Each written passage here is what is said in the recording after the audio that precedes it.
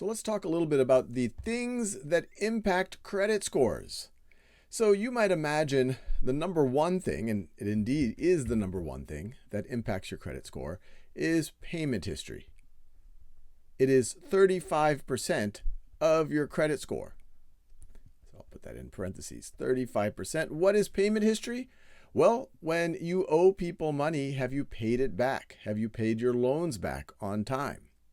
Now, the second most important thing or consideration in credit scores, and this one was a surprise to me when I first learned about it, was credit utilization. And I actually had made some mistakes here early in my history.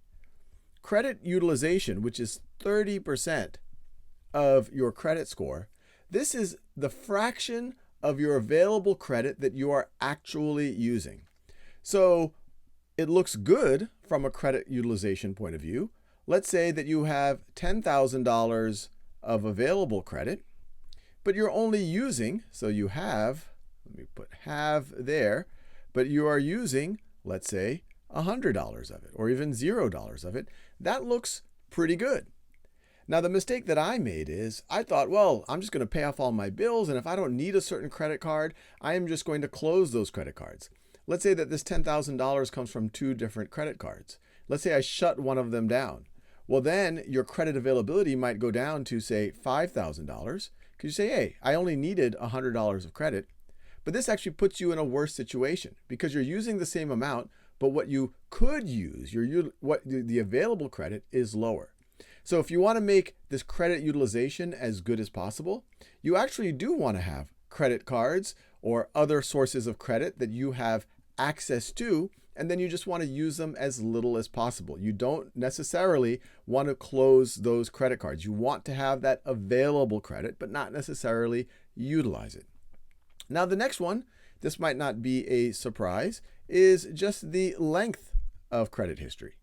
Remember, your credit score is a way of approximating how big of a risk is it to lend to you. So length of history, the longer that they have data on you, and especially if it's good data, well, that's going to give people confidence that you are a good credit risk. And so that's why it is taken into account. It's about 15%. Now, the next one, and this one is a little bit less clear on what is the optimal mix, but there are types of credit. Types of credit. You might say, what types of credit are there? And this is 10% of your credit score.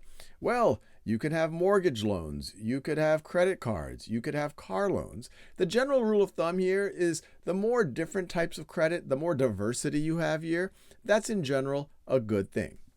And then last but not least, there is new credit. So if in a very short amount of time, you are going out there and applying for a lot of new credit, not a lot of new loans, a lot of new credit cards, that can negatively impact your credit score. Now, when you're going and trying to open up a new account or trying to get a new loan and they look at your credit score, those are called hard inquiries, where they're looking at your credit score to figure out if they want to loan to you. And if you get a bunch of hard inquiries in a short amount of time, that can have a negative impact on your credit score. Now, I want to be clear, not all credit inquiries are going to have a negative impact on your credit score. There is something else called soft inquiries, as you could imagine. Soft inquiries are, say, part of a background check, and those do not have an impact on your credit score. And there are other things that sometimes people think have an impact on their credit score that don't. So first of all, soft inquiries. So you're not applying for a loan. Someone's just trying to, let's say for employment, look at your credit score. That one, no impact on credit score. Another thing that people are very surprised about is that, and let me scroll down here. So let me write no impact. No impact. It includes soft inquiries, but it also includes your income. Some people have the misconception that if you make a lot of money, you're going to have a better credit score just because of that. No, it might be because you are better at paying some of your bills off, but income is not factored into credit score. Similarly, employment is not. If you lose your job, your credit score does not all of a sudden go down, or if you get a job, it doesn't all of a sudden go up.